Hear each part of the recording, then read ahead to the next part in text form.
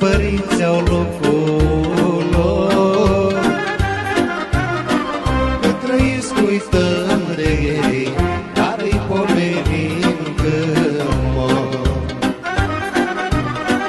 Nu au cerut niciodată pentru ei singurul dar.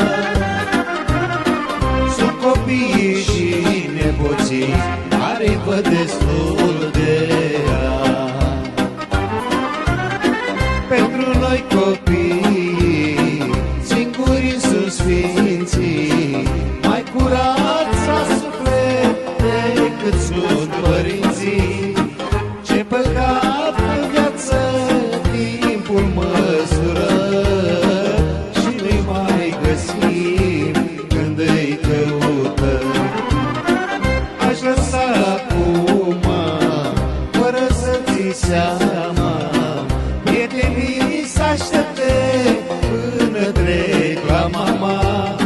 Lăutari în crâșmă i-aș lăsa să cânte, până schimb cu tata câteva cuvinte.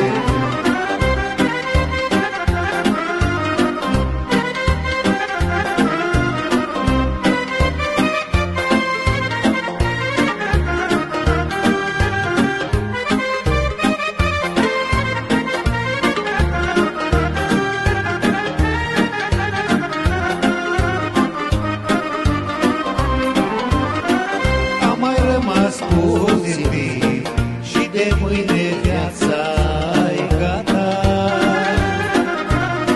4 pereți voi vor ține locul lui mama și tata.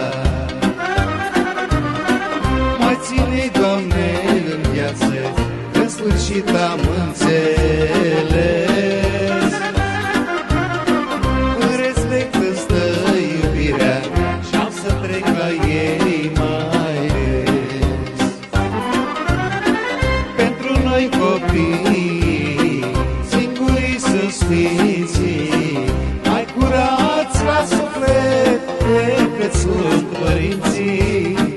Ce păcat în viață timpul măsură și nu-i mai găsim când îi căutăm. Aș lăsa acum, fără să ți seama, prietenii să aștepte până trec la mama. Lăutari în crâșmă i-aș lăsa să cânte, până schimb cu tata câteva